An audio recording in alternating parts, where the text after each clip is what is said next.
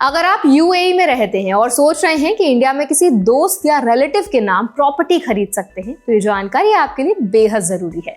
Legal तरीके और RBI के रूल्स को समझना बहुत जरूरी है, वरना कॉम्प्लिकेशंस और कंप्लायंस इश्यूज भी हो सकते हैं। तो आज हम डिटेल में जानेंगे कि एनआरआई किस तरीके से इंडिया में प्रॉपर्टी खरीद सकते हैं, किन नियमों को ध्यान रखना चाहिए और किस तरीके से सेफेस्ट लीगल रूट अपनाया जा सकता है।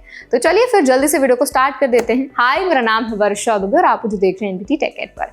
सबसे पहले समझना जरूरी है कि एनआरआई सीधे किसी फ्रेंड या रिलेटिव के नाम पर प्रॉपर्टी खरीद सकते हैं या नहीं। लीगल एक्सपर्ट्स के अनुसार अगर कोई एनआरआई किसी फ्रेंड के नाम प्रॉपर्टी खरीदता है तो इसे डायरेक्ट परचेस के रूप में मानना मुश्किल है। इंडिया में सिर्फ वही व्यक्ति प्रॉपर्टी खरीद सकता है जिसके नाम पर लीगल टाइटल और पेमेंट फ्लो हो। इसका मतलब ये है कि अगर एनआरआई अपने पैसे से प्रॉपर्टी किसी और के नाम रजिस्टर करता है तो ये रेगुलेटरी स्क्रूटनी और violation of foreign exchange rules में आ सकता है।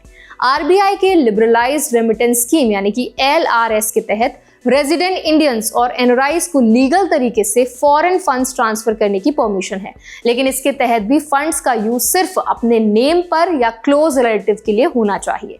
फ्रेंड्स के लिए प्रॉपर्टी परचेज में फंड फ्लो को जस्टिफाई करना मुश्किल होता है और आरबीआई इसे क्लोजली मॉनिटर करता है। लीगल एक्सपर्ट्स बताते हैं कि अगर किसी एनआरआई ने अपने पैसे से फ्रेंड के नाम प्रॉपर्टी खरीदी तो ये बेनामी ट्रांजैक्शन में भी काउंट हो सकता है, जिसका मतलब है कि रियल ओनर और रजिस्टर्ड ओनर अलग हैं और इससे लीगल कॉम्प्लिकेशंस, फाइन्स और यहाँ तक कि आपकी प्रॉपर्टी जब्त तक हो सकती है।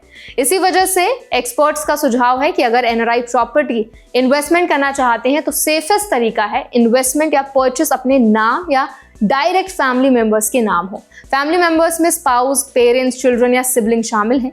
इस तरीके से ना सिर्फ आरबीआई कंप्लायंस आसान हो जाता है बल्कि टाइटल क्लियर रहता है और लीगल रिस्क भी मिनिमाइज हो जाता है। अगर फिर भी कोई एनआरआई अपने फ्रेंड के लिए प्रॉपर्टी खरीदना चाहता है तो लीगल एक्सपर्ट्स कहते हैं कि पावर ऑफ अटॉर्नी यानी कि पीओए का यूज करना एक ऑप्शन हो सकता है। पीओए के तहत एनआरआई लीगली ऑथराइज कर सकता है कि कोई फ्रेंड या एजेंट उसके बिहाफ पर प्रॉपर्टी ट्रांजैक्शन कंप्लीट करे, लेकिन यहाँ भी ध्यान रखना होगा कि पेमेंट सोर्स एनआरआई का होना चाहिए और ट्रांजैक्शन क्लियर डॉक्यूमेंटेशन के साथ होना चाहिए। पीओए केवल कन्वीनियंस के लिए यूज किया जाता है, ओनरशिप ट्रांसफर के लिए नहीं। एक्सपर्ट्स का यह भी कहना है कि इंडिया में प्रॉपर्टी परचेस करते समय all receipts, bank transfers and documentation maintain करना बहुत जरूरी है।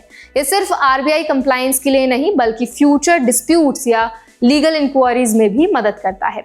किसी भी प्रॉपर्टी डील में बेनामी ओनरशिप, गिफ्ट डीड या इनफॉर्मल अग्रीमेंट से बचना चाहिए क्योंकि इसके परिणाम बहुत कॉस्टली और लॉन्ग टर्म हो सकते हैं। इसके अलावा एनआरआईज को यह भी समझना होगा कि इंडिया में प्रॉपर्टी रजिस्ट्रेशन और टैक्सेशन रूल्स अलग हैं।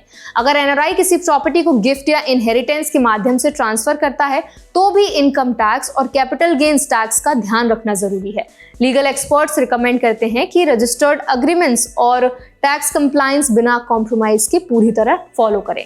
प्रैक्टिकल टिप्स अगर हम बात करें इंडियंस के लिए तो देखिए, डायरेक्ट फैमिली मेंबर्स के लिए ही प्रॉपर्टी परचेस करें। पावर ऑफ अटॉर्नी का यूज सिर्फ लीगल रिप्रेजेंटेशन के लिए करें, ओनरशिप ट्रांसफर के लिए नहीं। पेमेंट का प्रॉपर बैंक रिकॉर्ड रखें ताकि आरबीआई और इनकम टैक्स के लिए क्लियर ट्रेल हो। इनफॉर्मल अग्रीमेंट्स या बेनामी डील से बचें क्योंकि लॉन्ग टर्म में लीगल कॉम्प्लिकेशंस हो सकते हैं।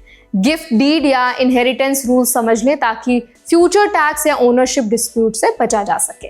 तो आई होप इस वीडियो में आपको समझ आ गया होगा कि अगर आप एनआरआई हैं और इंडिया में अपने फ्रेंड के लिए प्रॉपर्टी खरीदना चाहते हैं तो उसके क्या क्या लीगैलिटीज हैं जो आपको फॉलो करनी होंगी, क्या क्या रूल्स एंड रेगुलेशंस हैं। अगर आपको वीडियो अच्छा लगा हो तो उसको लाइक करें, शेयर करें। ऐसे और भी वीडियोस के लिए, अपडेट्स के लिए हमारे चैनल एनबीटी टेक एड को भी जरूर सब्सक्राइब करें।